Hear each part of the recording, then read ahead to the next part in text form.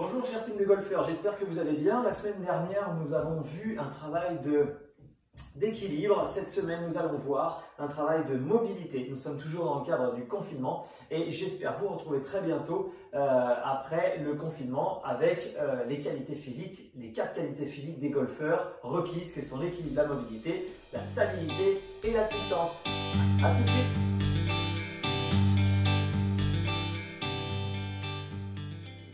Donc la mobilité est essentielle au golf puisqu'un grand nombre d'articulations sont sollicitées. Des poignets en passant par le coude, des épaules, la rotation du buste, des cervicales bien évidemment ce qu'on vient tourner autour de la tête, l'extension du rachis lombaire, la rotation des hanches, tout ça est impliqué dans un seul mouvement, le swing de golf. Je vais vous donner une série de 8 exercices que vous pouvez enchaîner. Vous vous reposez 2 minutes avant de recommencer 1 ou 2 fois ce circuit en fonction de votre humeur et de votre envie. C'est parti pour les 8 exercices. Alors, nous allons commencer un petit peu par un échauffement d'abord. Donc, la mobilité se stimule par l'échauffement des articulations. Donc, on commence toujours le même échauffement par les poignets. Ensuite, les coudes, vous venez faire tourner, simplement faire tourner en fait vos articulations, créer de la synovie, faire en sorte que le liquide synovial, comme de l'huile, vienne alimenter les rouages des articulations. Vous faites tourner vos épaules, on le fait tourner en gros une vingtaine de secondes. On continue tranquillement, tournez l'autre épaule. Une dizaine de tours, une vingtaine de secondes. Pareil sur le coude, tac, tac, vous faites tourner. Le coude, vous créez la synovie. Une fois, pour un moyen mémotechnique, que vous avez fait poignet, coude, épaule, vous travaillez vos cervicales, droite, gauche, la tête en bas, en haut, d'accord? Pas d'arc de cercle, sinon ça perturbe votre oreille interne, ça vous le savez déjà. Et on attaque sur le buste, mobilité du buste, vous tournez droite, gauche, vous venez échauffer les muscles, d'accord? Et en même temps, travailler sur la mobilité des articulations. On passe sur le bassin, hula hoop, vous connaissez tous. Et on descend. Donc on a commencé par le haut du corps et on descend jusqu'au bas du corps. Finissez les genoux et jusqu'aux pieds, les chevilles, d'accord? Parce que les chevilles sont mobiles aussi, en flexion-extension. Voilà. Et voilà, impeccable. Donc là on attaque les exercices. Donc le premier exercice va concerner la mobilité des cervicales. Alors, je sais que souvent les personnes ont des douleurs cervicales. Il y a plusieurs options. Vous y allez en fonction de vos capacités. La règle, c'est 0 douleur. Ne forcez pas, c'est simplement de ressentir de la détente au niveau de vos cervicales. La première chose, donc on va adapter on va faire un mouvement que l'on appelle le creux, contracter, relâcher, étirer. Un mouvement que les rugbymen font avant de rentrer dans l'arène. Vous êtes des golfeurs, vous êtes des sportifs, pas des rugbymen, mais des sportifs quand même. Et le travail des cervicales est essentiel. Donc, ce que je vous demande de faire, c'est de venir ici, retenir votre tête et pousser d'un côté. Vous allez voir ces muscles-là au niveau du cou se contracter très fort. Vous allez contracter 1, 2, 3, 4 secondes. Une fois que vous avez contracté 4 secondes, vous allez relâcher puis étirer le muscle tranquillement. Vous recommencez une fois. 1, 2, 3, 4 secondes, relâchez. Et étirer. Essayez de pousser même avec la main opposée de façon à ce que ça vienne étirer davantage. Vous le faites 3-4 fois dans un sens puis dans l'autre. 1, 2, 3, 4. Je relâche. Idem en avant et en arrière. On travaille sur les muscles. Donc on vient forcer sur les sternocleidomastoïdiens, les muscles qui retiennent le cou. Et je relâche. En arrière, la même chose. Vous venez forcer. 1, 2, 3, 4. Et je relâche. Laissez la gravité. Bien tirer la tête, d'accord? Tout doucement, vous permettez à vos muscles du cou de se contracter, de se relâcher. Voilà le premier étirement qui va venir vous relâcher les muscles au niveau du cou. On continue toujours sur les cervicales. Vous allez maintenant vous automasser les trapèzes parce que les trapèzes viennent effectivement se fixer sur les vertèbres cervicales et dorsales et des trapèzes trop rigides entraînent une rigidité au niveau du cou et surtout de la rotation du buste. Donc on vient relâcher simplement par un massage, un automassage et une pratique simplement de contraction. Ici, vous venez hop, contracter, clac, tranquillement, de chaque côté et relâcher ces tensions. Vous pouvez y ajouter des rotations et sentir qu'effectivement, déjà au niveau du cou, ça se relâche. Ça, c'est le premier exercice qui permet de relâcher. On va commencer par le haut du corps et descendre progressivement. donc les cervicales. Le deuxième exercice, vous allez avoir besoin de votre fer 6, votre fameux fer 6 qui vous accompagne. Donc tenez-le dans le sens inverse, c'est-à-dire la tête de club vers le haut. Dans cette position, vous allez tenir le fer 6 en son milieu. Vous allez vous mettre en position d'adresse et on va travailler sur l'échauffement des épaules, sur l'étirement de l'épaule, d'accord? La mobilité de l'épaule, lorsqu'on est sur un backswing droitier, de l'épaule gauche, c'est de venir le plus loin possible et de travailler, de rester fixe avec un triceps qui s'allonge, un bras qui s'allonge et une mobilité suffisante de façon à ce que le fer 6 se stabilise. Voilà, là on est dans une mobilité et en même temps dans une stabilité. Relâchez, tenez une dizaine de secondes, d'accord? Ça c'est la mobilité de l'épaule gauche qui est nécessaire, c'est d'avoir on appelle ça adduction suffisante pour que effectivement le mouvement backswing soit parfaitement enclenché.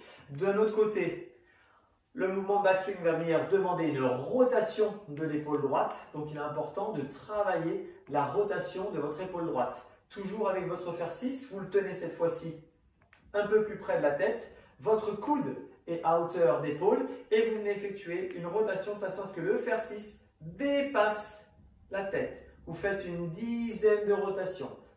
Hop. Ça vient dépasser. Là, vous allez travailler donc cette capacité à tourner. Donc, qu'est-ce qui va se passer au moment où vous allez engager? Vous allez engager avec une épaule gauche mobile qui va venir travailler et reconnaître cette extension et un coude droit légèrement fléchi. Donc là, vous avez un backswing propre avec des muscles qui ont travaillé dans le mouvement. Tu peux couper.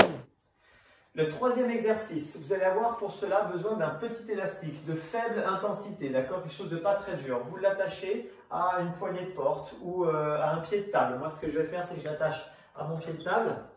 Donc pour cela, je l'attache en deux et je fais passer à l'intérieur. Ça crée effectivement une fixation. Je vais y arriver, ça s'accroche un tout petit peu. Voilà, j'ai ma fixation d'élastique. Donc j'ai une certaine tension, l'élastique est assez léger. Vous mettez en fente avant, pied, jambes, bras opposés. On va travailler la mobilité du buste. D'accord? Ce qui est important, c'est d'avoir un bras qui tire et un bras qui pousse. D'accord? Avec une épaule qui vient sous le menton. Votre buste vient tourner autour de l'axe colonne. Vous êtes fixe. L'équilibre ici rentre en jeu. On stabilise et on vient tourner. On stabilise et on vient tourner. D'accord? L'idée, c'est de travailler les muscles rotateurs du buste. Vous le faites une dizaine de fois. Un aller-retour compte pour 1. Donc ça fait 1, 2, 3, 4, 10 fois. Et là, vous allez travailler la mobilité et vous aurez travaillé votre mobilité de buste de façon efficace. Nous allons passer au quatrième exercice.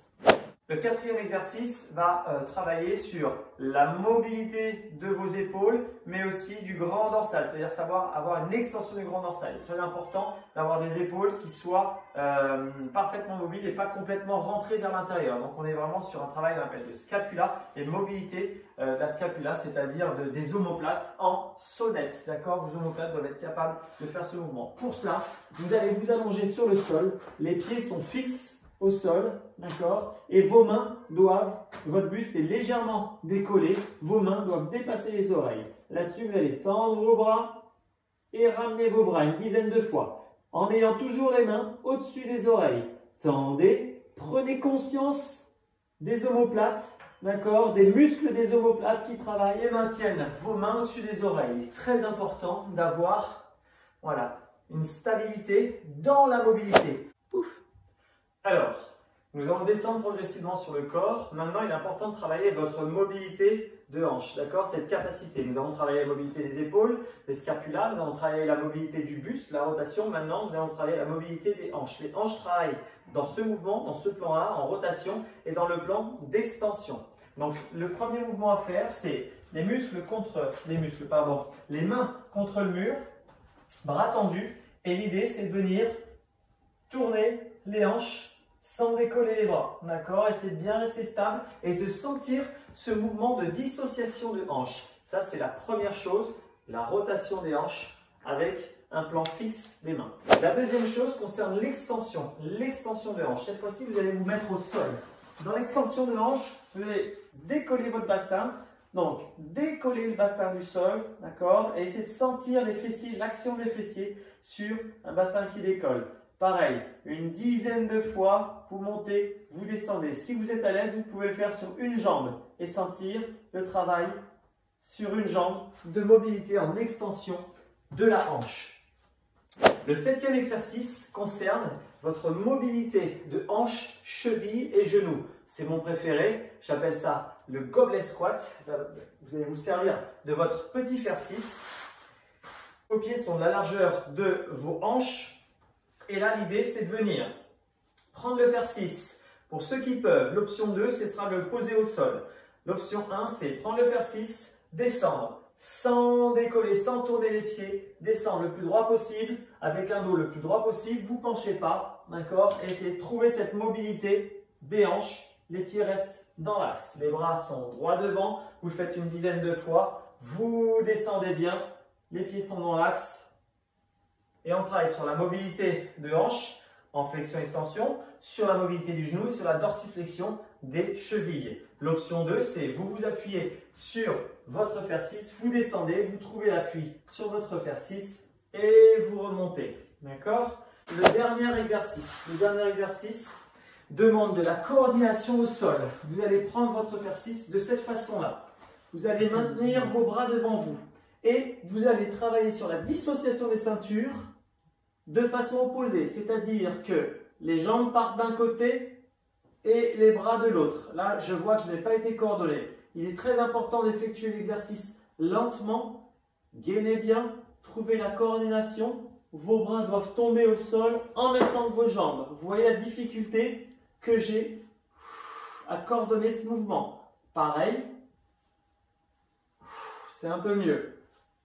Vous allez travailler sur la dissociation des ceintures et sur la mobilité, surtout de vos hanches et de votre buste et de votre grand dorsal. Voilà les 8 exercices, à vous de jouer. Vous faites une dizaine de répétitions de chaque et vous pouvez faire une fois, 2 fois, voire 3 fois le circuit si vous voulez. C'était Fred, à la semaine prochaine pour le travail de stabilité.